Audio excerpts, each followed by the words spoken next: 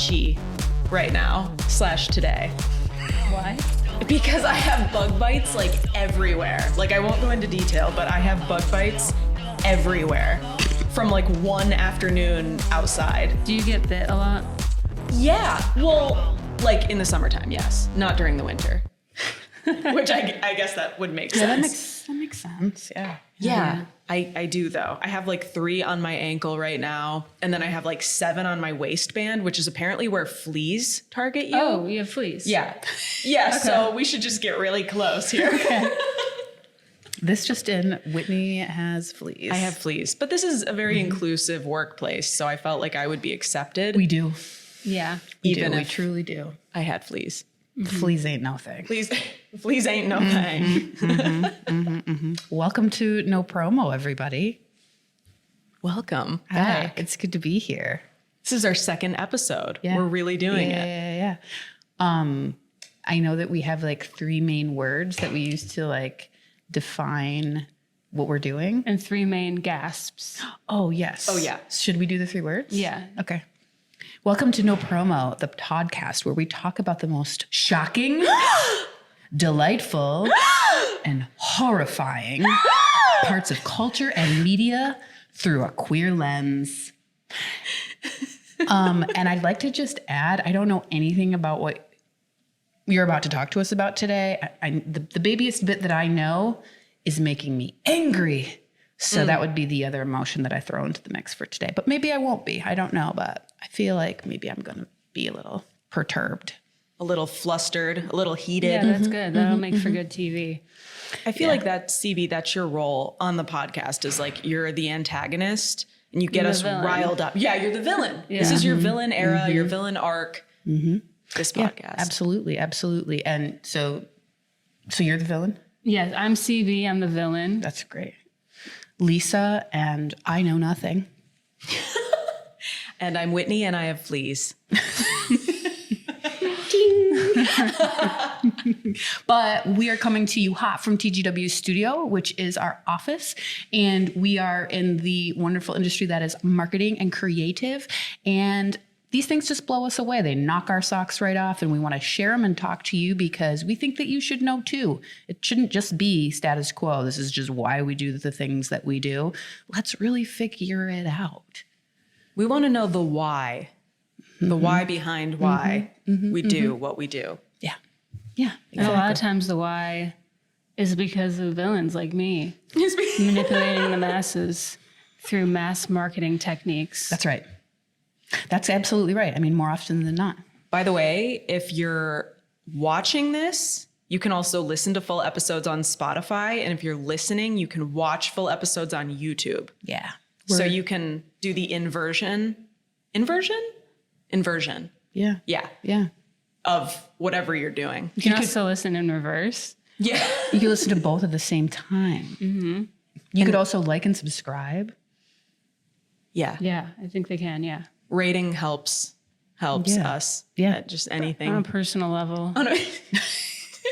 We need all the validation. Rate us on a scale of 1 to 10, each of us. I'd appreciate that. Ready? No, it's 5 stars. It's 5 stars. Yeah, it's just 5. Yeah. A scale of 1 to 10, there is no 10. And I'm saying like each of us. Oh, yeah. Like, oh, yes. Yeah. Oh, yeah. I'm sorry, but there's a person just standing out in the parking lot out there with fully, I'm sorry, but he's just like standing there looking out so we can see gluteus, but he's just like standing there like this. For the listeners, Lisa is standing with their hands kind of above the pelvic bone, but towards the belly. It's like, like I'm going to put my hands on my belt and look around contemplatively because I'm in charge.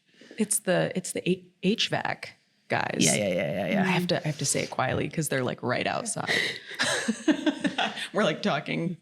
Yeah. We're talking. Yeah. Anyway, crap. That was a distracting moment, but I'm back. Let's talk about what we're going to talk about today. Yeah. What are we talking about today, CB? What have you got for us? Well, I'm here to talk about. Oh crap! Wait. I forgot to shave my legs. I just realized. Whoa, that's crazy. Oh that my you God. brought that up. Why? Why is that crazy? Because we're gonna talk about why women shave. Dun dun. So either of you don't know as much about the topic as I do. Mm-hmm. Correct. But what do you think? Are there any like things that you think or have heard about why women shave? To make money, to make more money. Because the Women razors shave to make more money? No, so that the It's a side hustle. so that the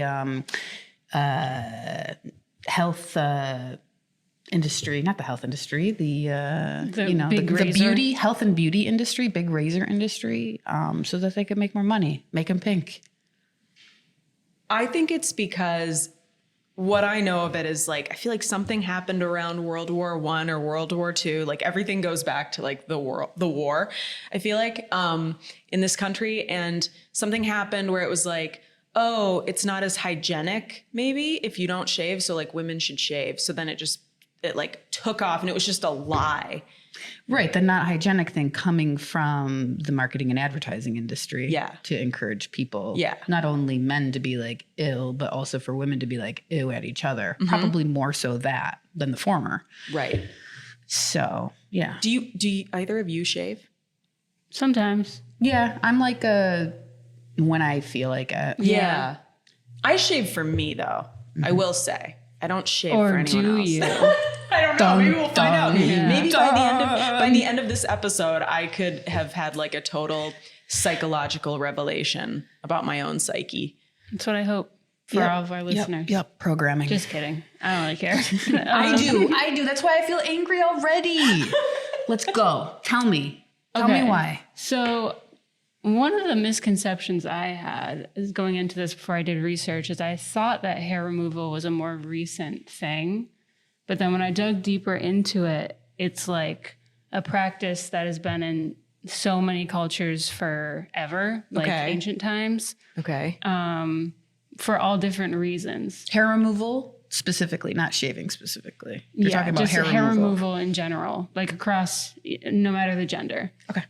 Oh. And I thought that was interesting. And like some cultures, it's like a religious thing. And other ones, it's like a gender thing. And it's just, so there's so many things that could be dug into with that. But today we're going to specifically talk about the U.S. But in those times, I mean, are you going to get into it all, like what that like looked like, what the options were? No, I'm just going to talk about the U.S. Okay, so we're talking about hair removal, just to clarify, when we're talking about ancient times, which is not probably shaving. I mean, maybe sometimes it was. Yeah. Okay, so that's what I'm curious about. Like, what else are we talking about? Pulling and plucking out? A lot of plucking, threading. So this is not a daily, weekly thing that ancient folks were doing, right? I don't know. I didn't. Okay, this is like an important aspect for me. I'm bringing this up because I'm talking about how I'm not going to talk about that. Okay, I understand that. You're already angry. And seeing that it's something that's like something that has been practiced in ancient feels important to me is like, okay, but like, what was the ritual around it? Was it an annual thing? Was it an annual thing? Was it a quarterly thing? Was it a seasonal thing? How did they do it? Like, did they do it to each other? We have to move on. Okay. We have to move on. Wait, so we're keeping this in like the 20th century and forward? Like 1900s? A little bit before that. Okay. I can't remember. All right. But I there's this book called Plucked, A History of Hair Removal by Rebecca M. Herzig. Mm-hmm. Is that right? Yeah. That is probably like the best like thing I could have done is read this, but I didn't. Okay. Instead, I read a Instagram post about the book, which is I linked it here in case we want to share it, but just a little bit of backstory. I feel like before we get into razors in particular, is that like almost everything culturally in the U.S., hair removal goes back to white supremacy and racism. So colonizers believed that, we need to be hairless and have white, perfect skin because it's a racial marker difference. Like this is one way we can make ourselves look different than the black and brown people, and therefore you show off how much better we are, and also kind of there already is like, it's similar to like, what's the I don't know, people were just obsessed with finding racial differences so that they could then be like, this one's better. Mm-hmm. But that's not a natural. Yeah, it's exactly. a totally contrived difference. Yeah, it's just a way manufactured. Yeah, exactly. Like there already obviously are like hair texture differences. So then there's like that they could like latch onto and then be like, it's just, anyway. Makes sense. Makes sense. Yeah, it was a way to differentiate the white civilized people from the uncivilized people. Who were closer to animals than people because they had hair. Wow. Even though the white people were just removing their hair. Yeah, exactly. It was all a lie. Yeah. We're looking at some screenshots of the post from Alok, who's like amazing and I can't wait to read this. I didn't realize that they had talked about this, which makes sense. But for the listeners, there's like little tiny thumbnails of ads from back in the day about shaving, which I'm thinking we may be seeing more ahead, but we'll be able to see these on our Instagram. Yes. At nopromo podcast. Podcast? Or is it pod? I should probably know. We're gonna confirm. Yeah, I think that's all I really wanted to. I just want to lay that out at the beginning, that this is a thread that will continue throughout, that hairlessness is equated to whiteness, which is equated to goodness. And that is why you shave, Whitney. Wow. I'm just kidding. It's so white nationalism. Yeah. Okay. Wow. Yep. So that's the underlying force throughout all of this. But let's talk about what the messaging was, how we got to where we are today. Okay. And we're going to start around 1800s. Specifically, we're talking about women wore mostly modest clothing that hid everything, but that didn't stop the marketers from telling women they had to remove their hair. It was just all focused on their face. Okay. On their face? Yes. Facial hair removal. Oh, yes. wow. Is that okay? Is that like accurate? Yeah, I mean, why don't you describe what we're looking at? Ugly hairs, all caps. This is an ad from the 1800s. Yeah, I don't remember what year exactly, but yeah. Ugly hairs is the headline. On the face, neck, or arms, disfigure many ladies. Disfigure. Wow. Yeah. Some have tried worthless remedies while others have braved the electric needle. What is the electric needle? Oh, we'll talk about that. Ooh. Only to be scarred for life? This is what gets to me. Keep going. I will. Science has at last discovered a harmless remedy which gives no permanent which gives permanent relief. It is Dermatino. It sounds like an Italian restaurant or something, like an Italian restaurant and dermatologist office. Yeah. It destroys the root and kills the growth forever. Mm-hmm. The most obstinate cases yield to it. Yeah. Don't waste money on cheap, worthless remedies. Dermatino is the only one sold on a positive guarantee. Send stamp for booklet and testimonials. Wow. Yeah. And the drawing or the illustration is of a woman with scruff on her face, I would describe it as. So yeah, this is just giving like internalized shame since the 1800s, folks. Like, wow.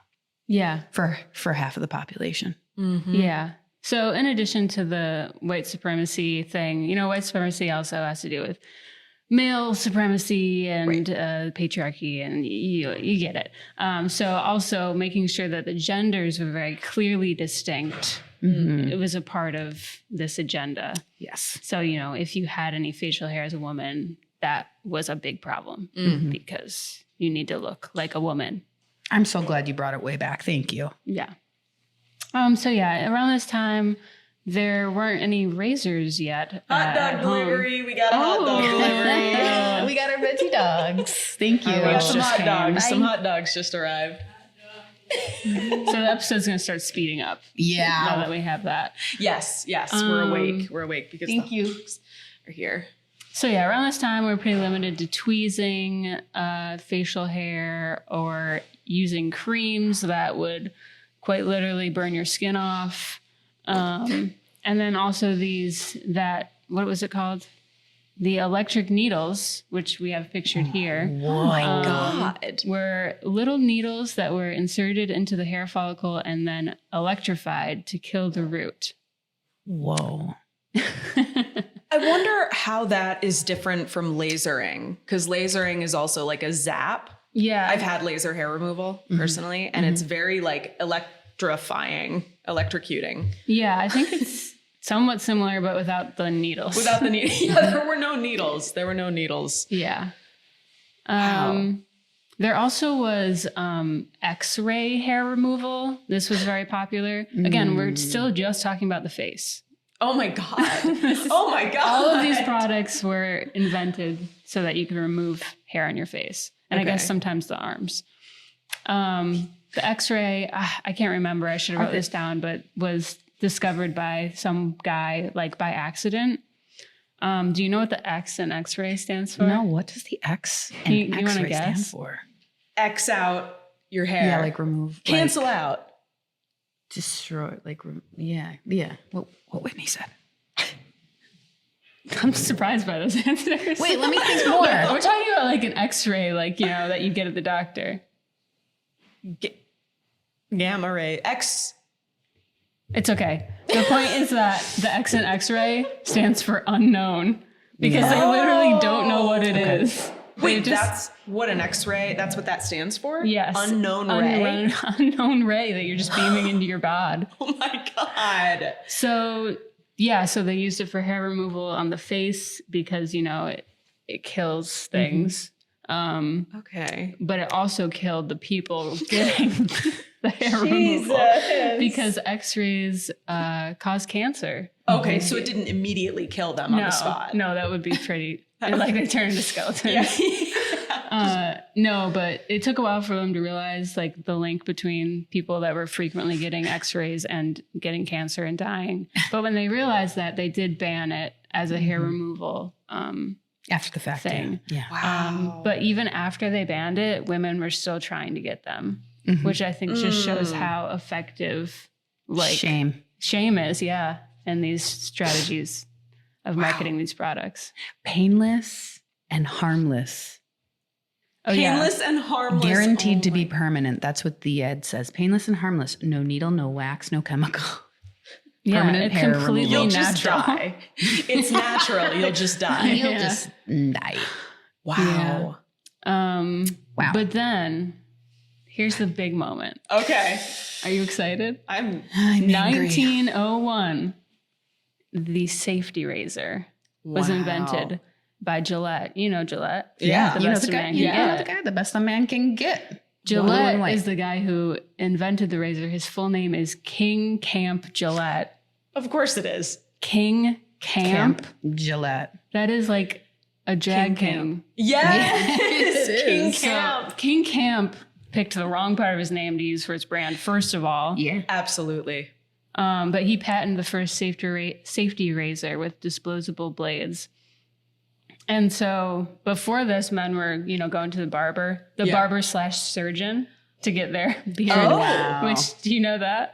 No. Yeah. Barbers were also kind of like doing like bloodletting and stuff like that. I forgot what else. Maybe also like tooth. Was there dentist? Yeah, I was going to say, was there like dentistry crossover too? Yeah. Wait, dentist, barber, surgeon, all in one. Yeah, surgeon light. Yeah, like surgeon, bloodletting. like, you know, cutting out a wart maybe. Okay.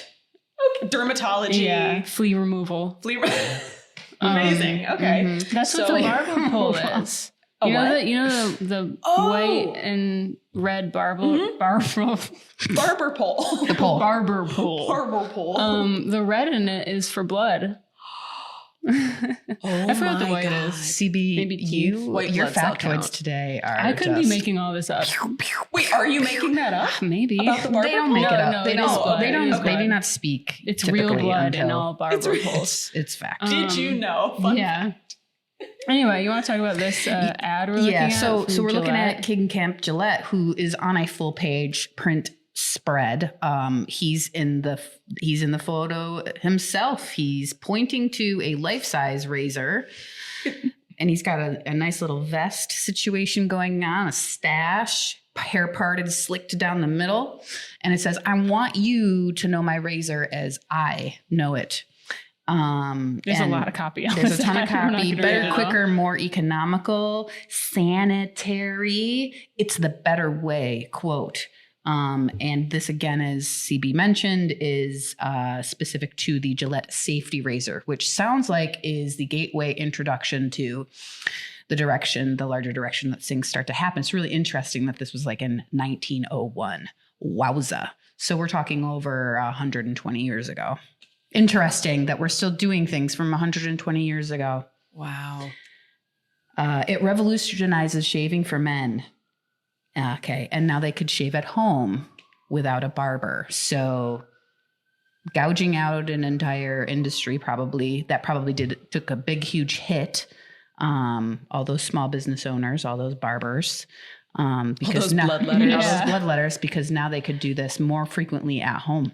Yes, interesting. Yes. And yeah, we said this a few times, but just to be clear, this is specifically marketed towards men. Yeah. This is a man's razor. So men are now being pulled into the fold here. Well, they were just similar to women, they're getting their hair removal at businesses. Oh, so, they're going to the barber to get their beard, whatever. Okay. To get it whatever. Frequently, probably multiple times a week. Sometimes it's part of built into their schedule. Yeah. Wow. But not anymore. King Camp Gillette changed everything. Oh, and I also included here a picture of the packaging. So wow. Gillette's photo is actually on the box, and he became kind of famous as the razor guy, across the world. Razor guy. He would get recognized because he's the guy on the razors. Oh my He's gosh. the first Ronald McDonald. No. You know how he gets recognized everywhere. Oh my God. Yeah, that's who I would have thought of too as a parallel example. Yeah. Wait, so this is the first celebrity kind of? Like the first person who's known? No, I wouldn't say the first celebrity, but I feel like I'm complete. I just said I feel like, because I don't even know. Okay. But I feel like it was probably uncommon to have your face printed in every home. Yeah. Maybe that's what I mean. In this way. And this was before Hollywood outside of a and newspaper or something that was printed in mass. This is literally in people's bathrooms, and they're looking at this every day. He clearly did not have an ego at all whatsoever. No. I read that in a lot of non-English speaking countries, they would call this the razor with the man's face. They would be like, I want the one with the man's face. Mm-hmm. Wow. And, the photo shows it's quite elegant looking, the razor itself. They don't make them like this anymore. They don't make them like this anymore. They don't make them this looks wooden and copper, perhaps. Yeah, it's like metal. Yeah. Wonder if we could get our hands on one of those. I wonder. See if it still works. What are we about to get into now? You're bad at, you read ahead. Okay. This is my information. All right. It's private. Lisa, we need to look elsewhere. Another interesting thing about King Camp Gillette was that he was a utopian socialist. So he believed basically that we could form this utopia through socialism. And he published a whole book called The Human Drift or World Corporation, in which he laid out this perfect world in which every person in the US lives in a giant city called Metropolis. A metropolis is powered by Niagara Falls.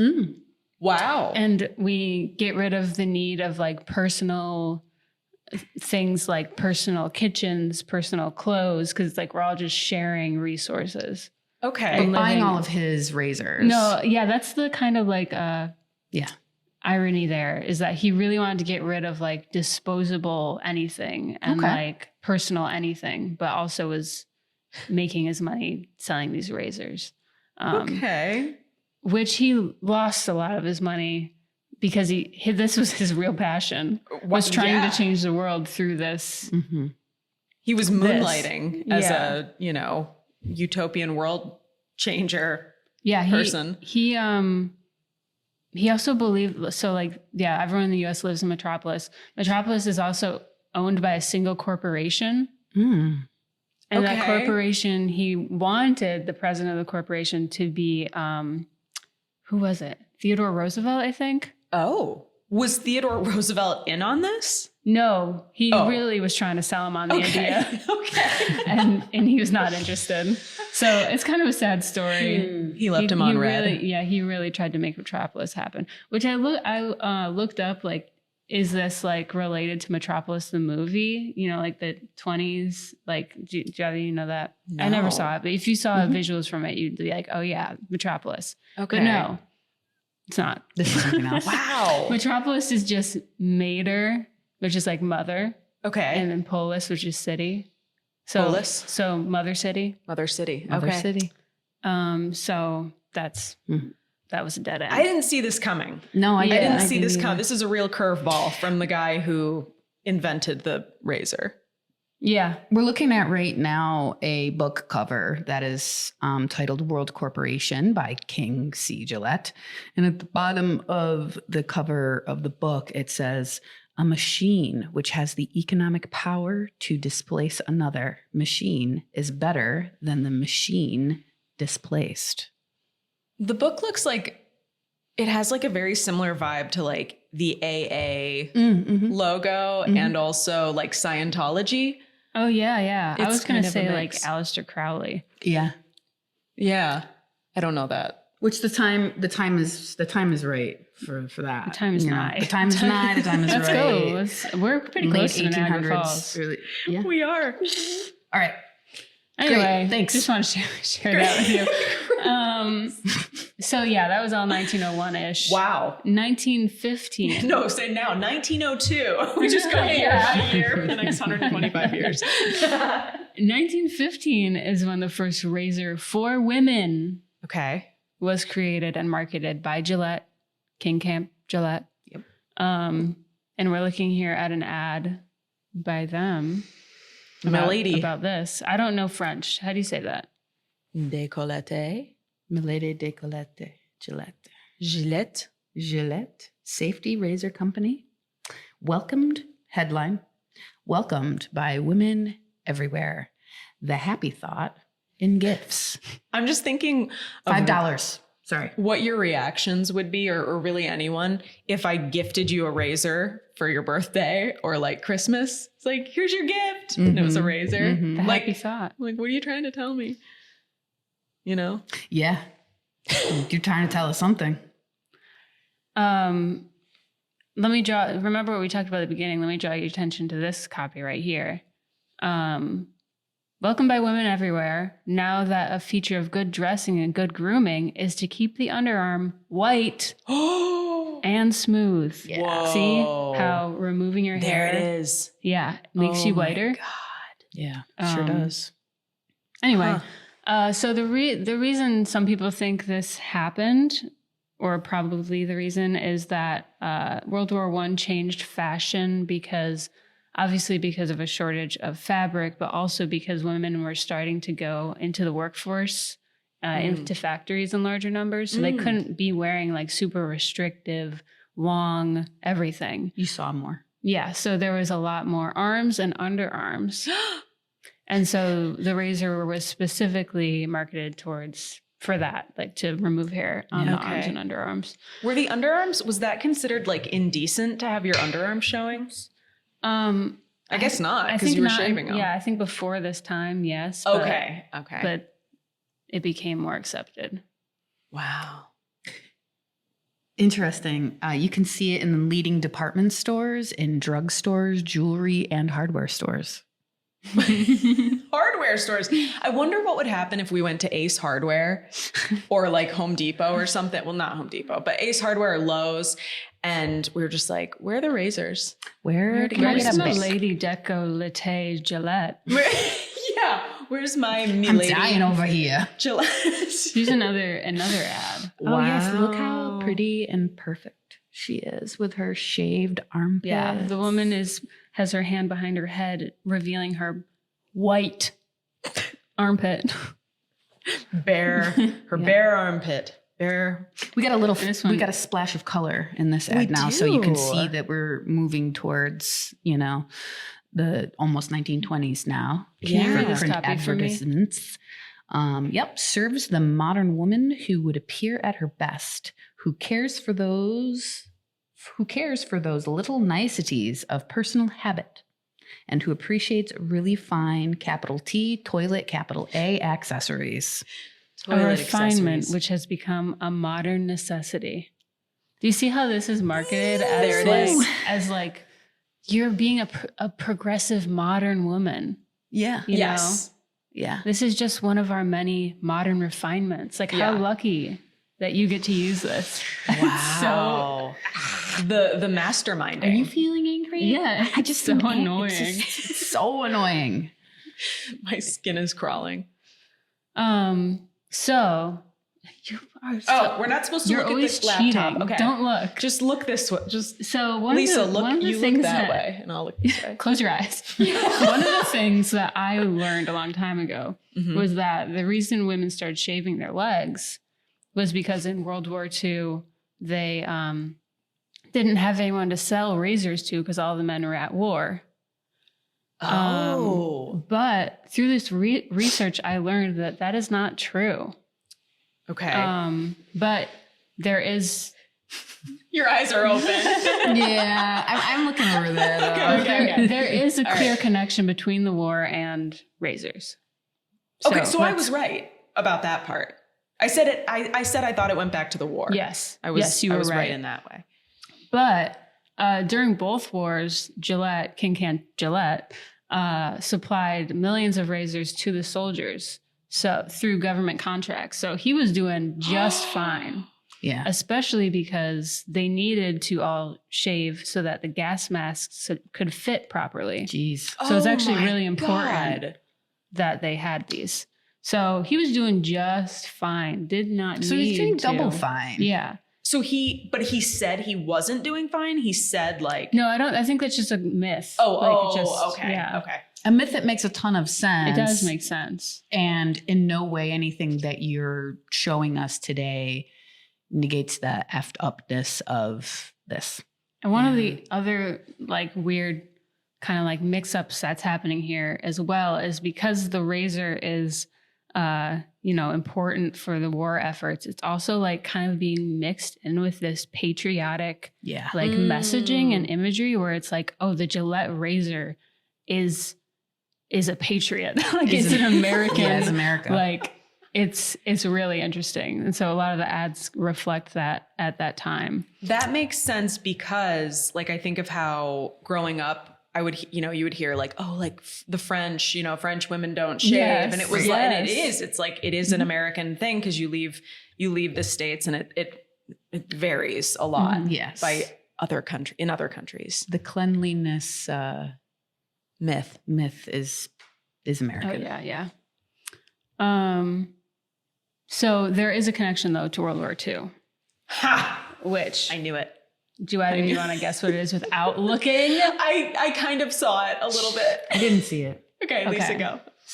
You want to guess? Ask me the question. What is the connection between women shaving their legs and World War II? Well, I'd venture to guess that it has something to do similarly to the First World War, where women were doing something potentially outside the norm because of the different roles, different types of roles that we had to take during that time. So something to do with seeing more leggy. That's my guess. That is partially true. Yes. Wow. Hemlines were raising. Hemlines were raising. But typically women wore stockings. Mm-hmm. So you didn't have to shave. No. But with World War II came nylon shortages. Which means no stockings. Nylon was rationed for the war effort. Wow. And people were pissed.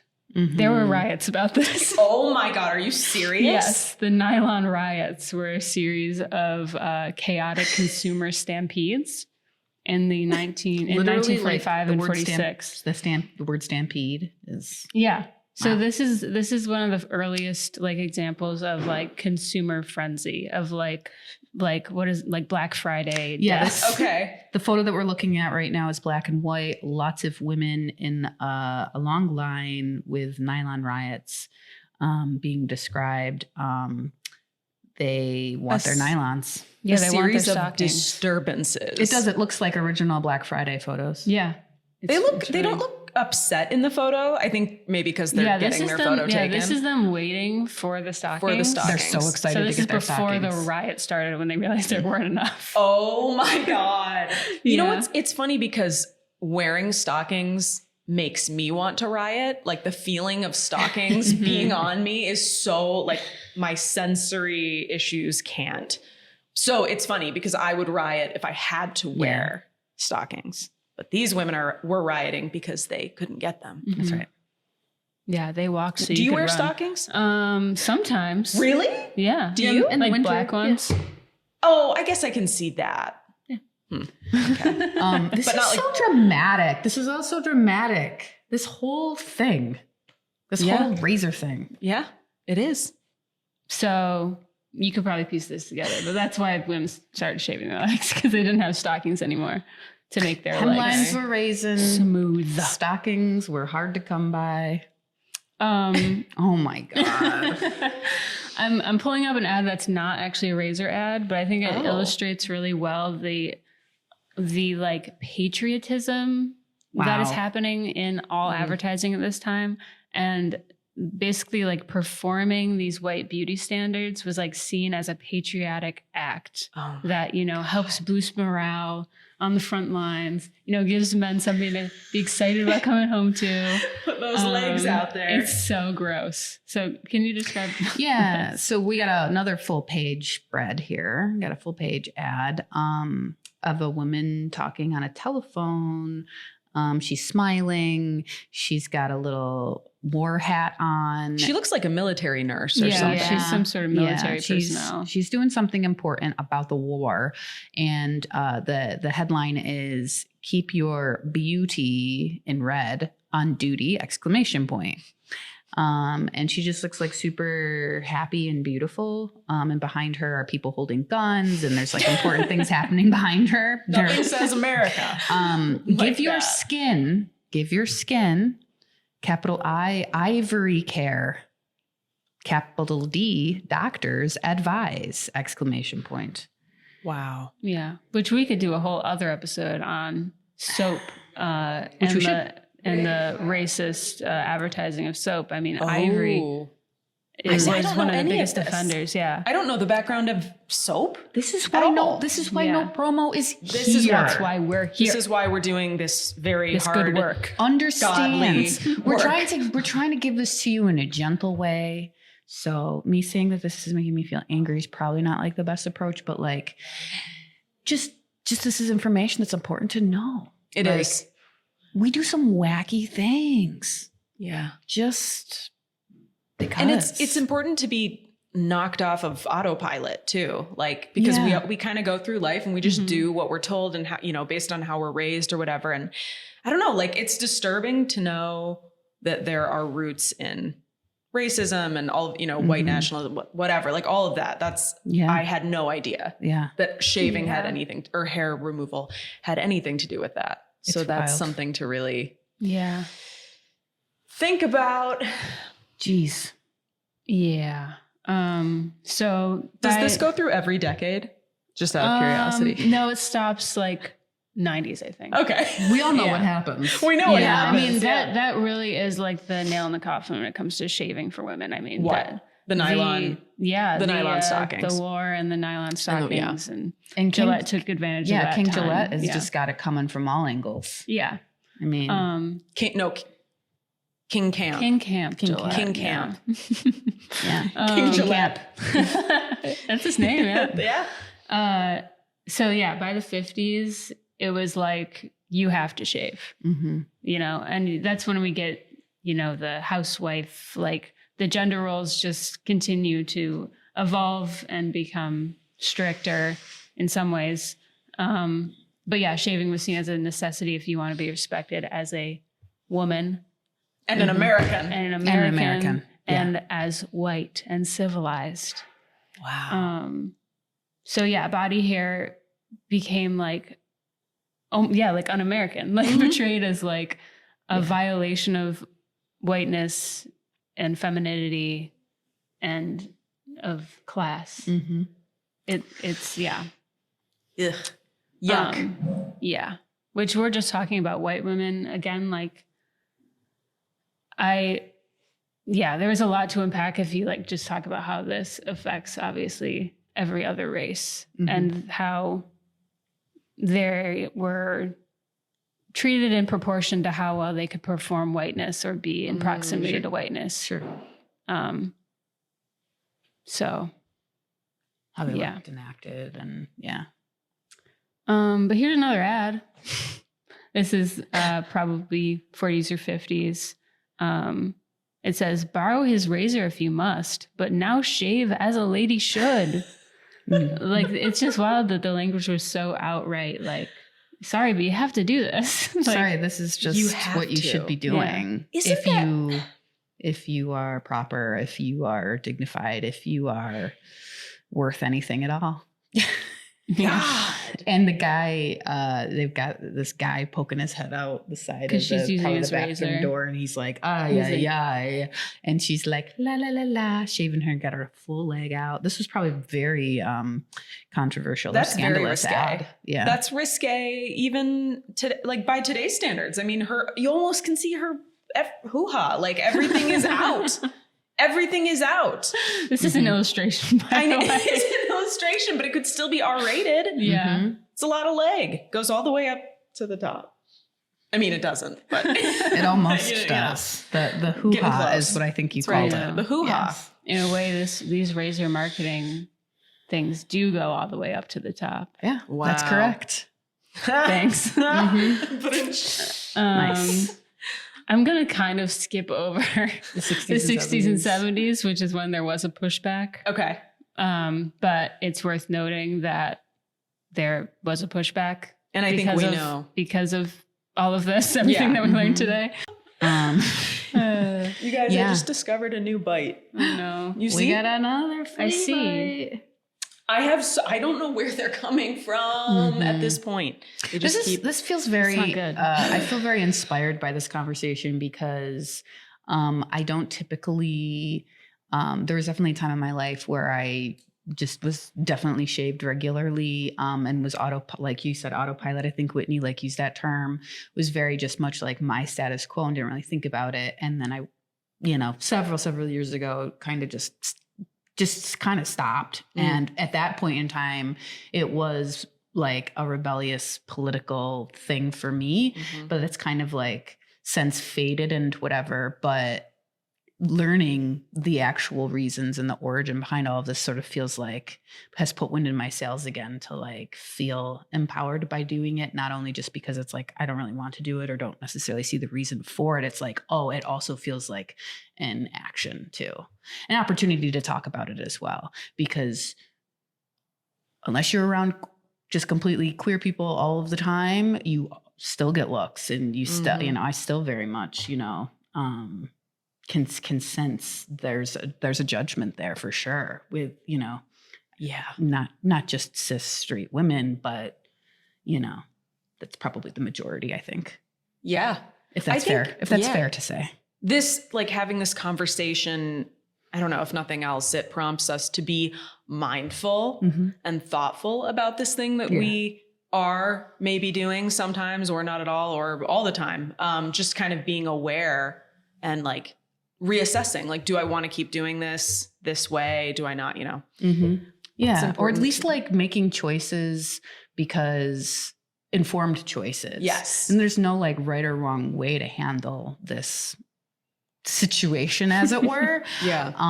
But having like being informed about it and like, that's, I think, the most important thing. And if you're feeling political about it or want to look at it as an act of rebellion, like do it, because I'm back on the saddle. Yeah.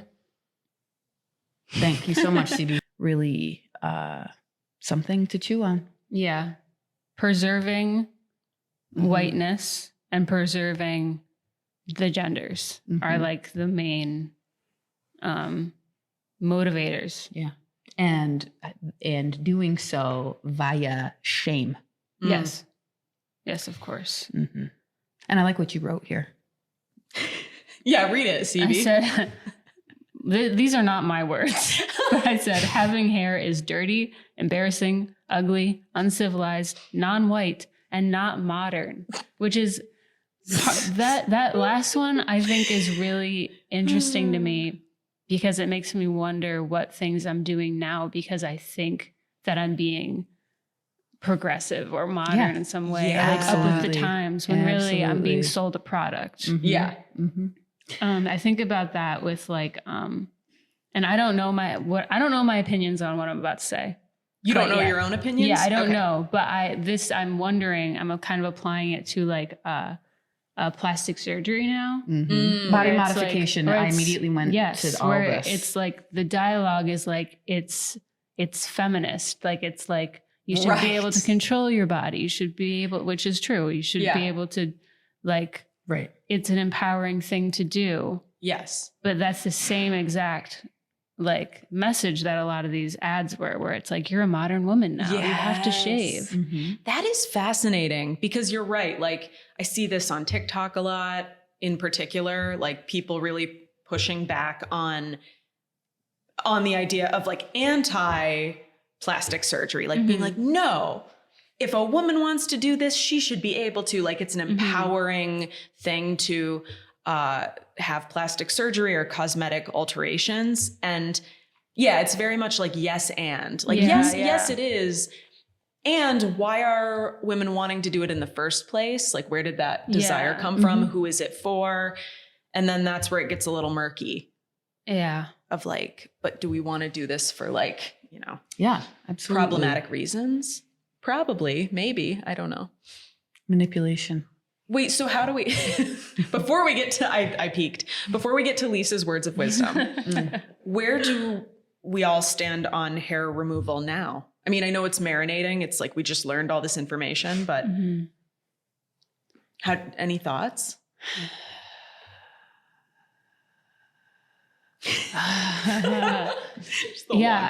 It's really hard for me to form a concise opinion on it. It's not like I think that it's wrong or bad to shave at all. But I think it is important for people to know this history so they can, as you said, Lisa, make an informed decision. Like, are you removing your hair because you're ashamed? And if so, fuck the people who shamed you. But yeah, I lost my train of thought. Yeah, no.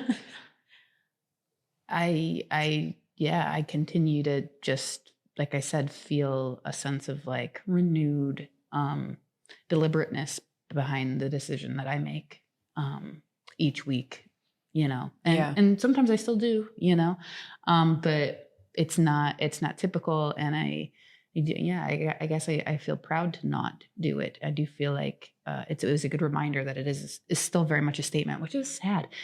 And even particularly even in our LGBTQ plus community, you know?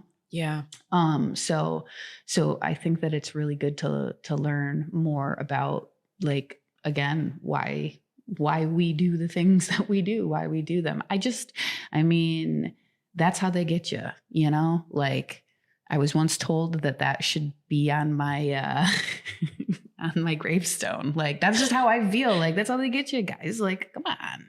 Wait, what should be on your gravestone? That's how they get you. Oh, that's how they get you. Oh. You know, and we're just so okay with just standing in line and taking a ticket and giving money to things. It's just like, I just continue to ask questions. To ask questions. Stay curious. Yeah. Like, there's, you know, I'm able to put that money elsewhere.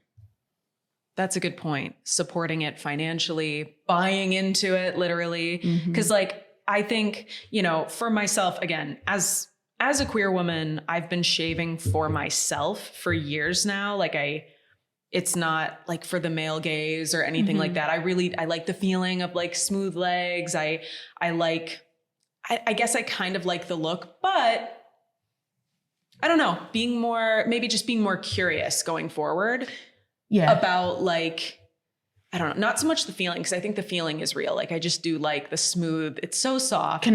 Yes. Can I ask you a question? Yes. And again, because I like shame, I think is to its core what's going on here and why we are consuming like and participate in this ecosystem in the end, and white nationalism and all that. But like, when I choose to occasionally do it as well, it is for those same reasons that you're saying too. Yeah. And like, I just wonder if we could dig a little deeper and like, not necessarily for this conversation today, but like to think about, it's like, well, why does it feel better to us? Why does smooth feel better? Yeah. Why does that feel better? Like, why are you doing it? Like when you say I'm doing it for me, which again, I'm saying, asking myself this question. What does that mean? Like, you know, and like, for me, if I needed to answer that myself, like on the spot right now, I would be like, programming.